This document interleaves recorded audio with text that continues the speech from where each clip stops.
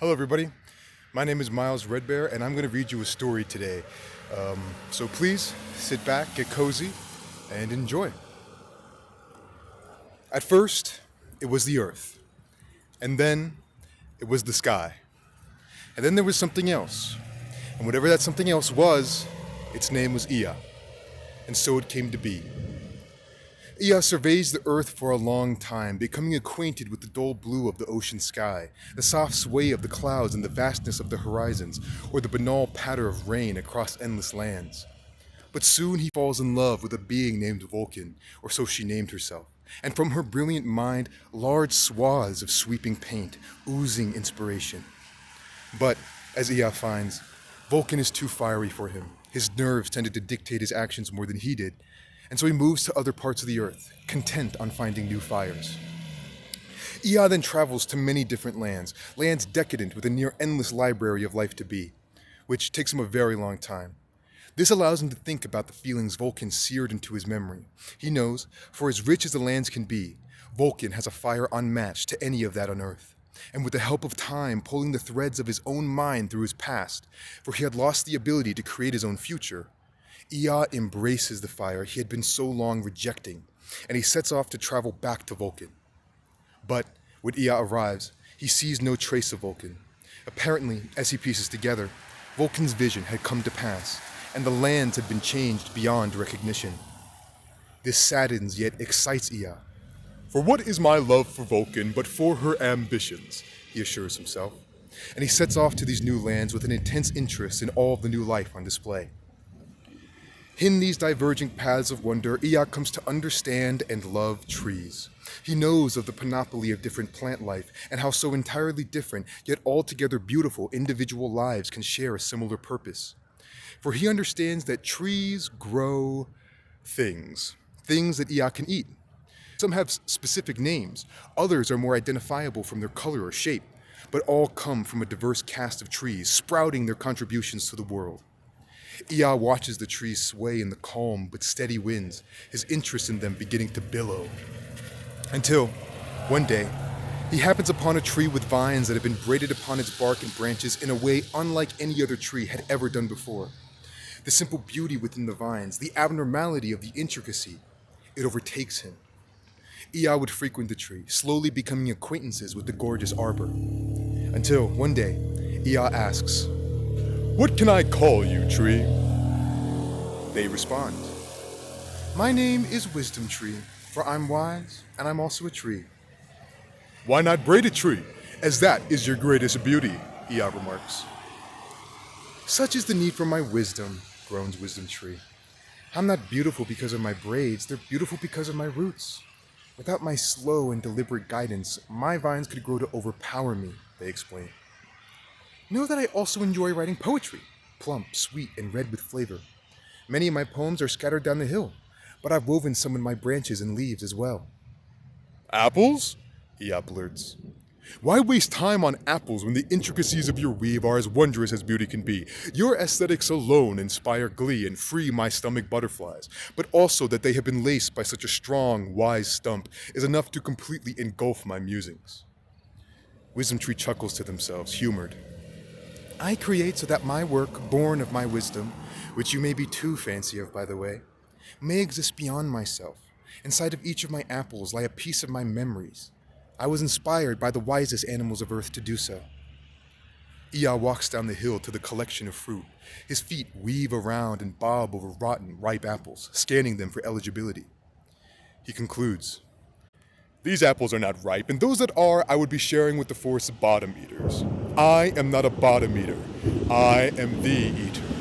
I demand you allow me to pick an apple from your branches so that I can taste upon the wisest of meals."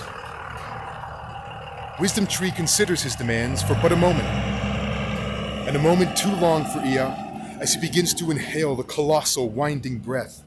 Wisdom Tree feels their branches and fruit pull as the outflux of wind increasingly strings their growths closer to Iya, whose maw threatens to subject the lands to storm.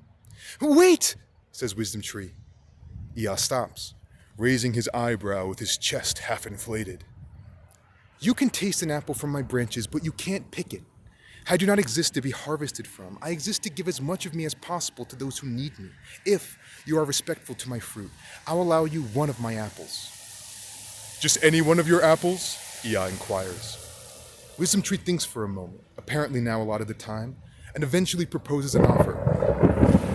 How about one of my juiciest apples yet? A near perfected form of all that came before it. But it is not done. It'll be ripe in 2 weeks. A small price to pay for my finest note.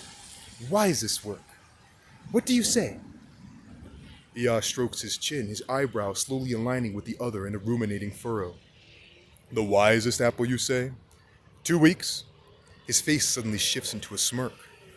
Fine, I will honor your conditions. I was the one to come to your plant in the first place, and you've yet to truly transgress upon me. Wonderful, Wisdom Tree says with a relieved sigh, which means now you must simply wait. Fair enough, says Iya, also with a relieved sigh, for he had never once intentionally made a storm in his life. He lays his shoulders and back against the tree's trunks, his arm and hands stretched upwards, cupped to catch the promised apple. I'll let you know when it's ready, assures Wisdom Tree. Iya's hands collapse to his sides. You can see the cascading daylight through Wisdom Tree's braided vines, yellow with the intensity of the rising sun. And he rests there, waiting for his apple to fall from the tree, cool dirt squishing beneath his toes and textured bark pressing against him. He sinks ever so slightly into the damp, compressed earth underneath, and he closes his eyes and slowly rocks his head backwards to lean onto the tree. To be here amongst your wisdom, to be here with your roots, is secretly enough for me, he thinks to himself, for Iya did not know that the earth could be so terrifically warm. And so, Iya's eyes stayed closed, and so, the apple did not fall, and so, Wisdom Tree did not wake him. Until, eventually, Iya opened his eyes, and in his hands a small red apple. He holds the apple for a moment, watching as the sun's gleam bathes the round red beauty in highlight and shadow. He observes how the shape has a fragile plumpness, akin to that of flesh. Iya's hands tingle as he runs his fingers over the texture of the food. Moving the poem to his lips, his teeth tear into the body, juice foaming around his gullet.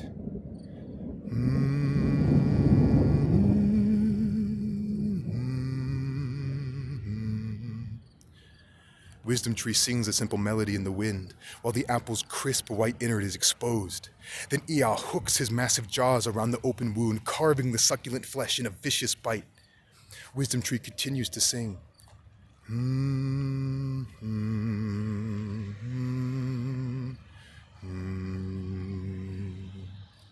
Until they ask, please, tell me, Iya, when will you need to relieve your waste? Wash day? Iya says with a mouthful. There are no parts of me that are wash day. No, waste. The parts of something that mean nothing, that have no purpose, the tree clarifies. Like my dead branches or leaves or... I suppose they only stop mattering. Oh, Iya says, thinking for a moment. But perhaps I am all waste, he says through the apple's final chomps. Wisdom Tree becomes frustrated. Iya, when will you pass the apple? Iya's brow confounds into a stupor. I just ate it. I cannot pass it back to you. Wisdom Tree sighs. Yet they harbor no frustration for Iya's comprehensive skills. They realize that Iya genuinely does not understand their reference to excrement. So it's true. You really only eat? Wisdom Tree disappointingly resigns. Truthfully, I have heard of the eater before you came to me. Iya winces. I've heard of the lives you've consumed. Iya's head hangs as low as a dead branch, his inability to reclaim his own title finally catching up to him. Is it true? The tree asks. And Iya suddenly reanimates. I've only ever eaten what is gifted to me of the earth, like your apples or those yellow fruits called bandanas or whatever, orange fruits or even a cactus. Do you even know what a cactus is? I have never tasted blood. I do not bring myself to that of the world's bottom eaters. Where they toil in endless war and strife, I choose to experience and cultivate, as I have done with you. I've heard differently. From my brother Riktomi. Wisdom Tree is caught on their own words. Yes, they concede. My brother has countless tall tales where he resides within fantasy to create the stories that may allow a scoundrel like him respite. I choose to reject the notion that the world can even be so boring. I simply allow the endless recursions of life to wash me over, and I will be clean with the favor of the chaotic forces that drive this world when I am released back into the cosmos.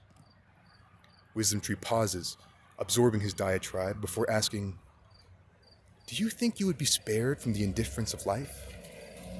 "I do not suppose I'd be surprised by it," answers Iya. "Then suppose I come clean. I could not risk such an important seed with whom I believed you to be, and unfortunately, you've yet to notice my vines have grown to entrap you." Iya looks down at the thick roots wrapped around his body, suddenly feeling the tension of their grasp. He chuckles. "They feel so warm." Wisdom Tree feels themselves being pulled by the breeze. "Warm?" they ask.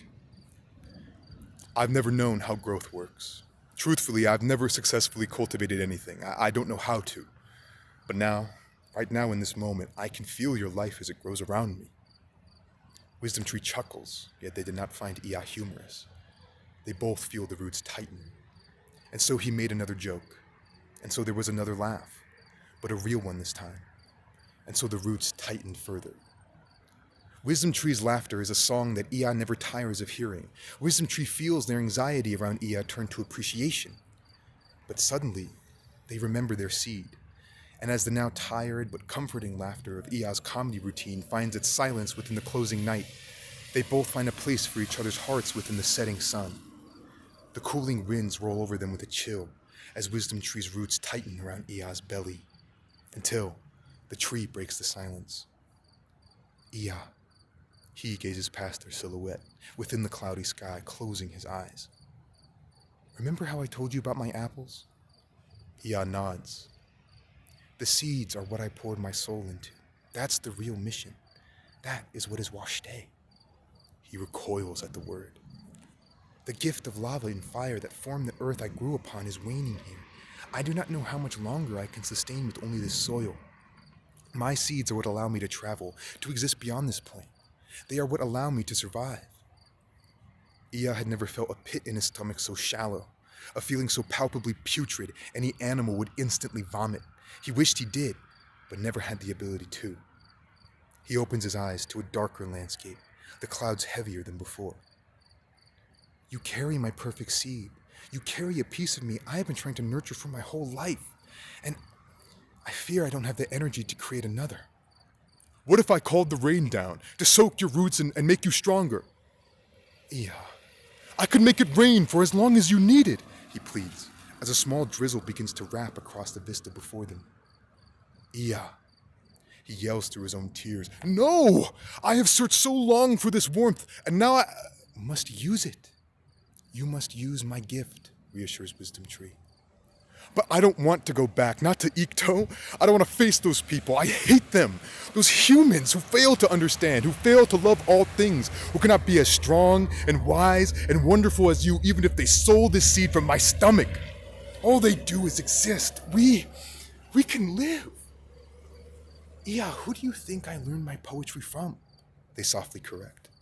And Iya's recognition of the answer begins to lull his head into a cradle. The clouds crackle with the glow of lightning. "Humans are why I am even here. Do you hate my poetry?" And as Iya's instincts try to evade the question, the low boom of thunder. The winds begin to swell as a small leaf from Wisdom Tree's branches falls and grazes Iya's cold cheek. "Wisdom Tree, please, I think that I..." But a crack of lightning strikes Wisdom Tree, snapping them in two and setting them ablaze. The roots holding Iya loosen and give as the bark barrels to the floor. Iya falls from his suspension with a thud and rolls down the grassy hill onto a pile of apples, the fermented fruit squelching underneath his weight. And as he finds his wits, Iya's head twists to watch as Wisdom Tree begins to burn into the ground. A synapse fire.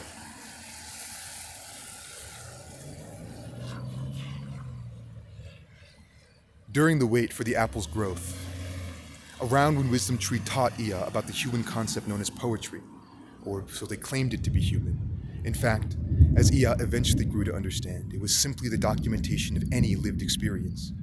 Wisdom Tree remarked to themselves as Iya eavesdropped that they had been creating the apples to be round so as to attract other appreciators of perfect roundness.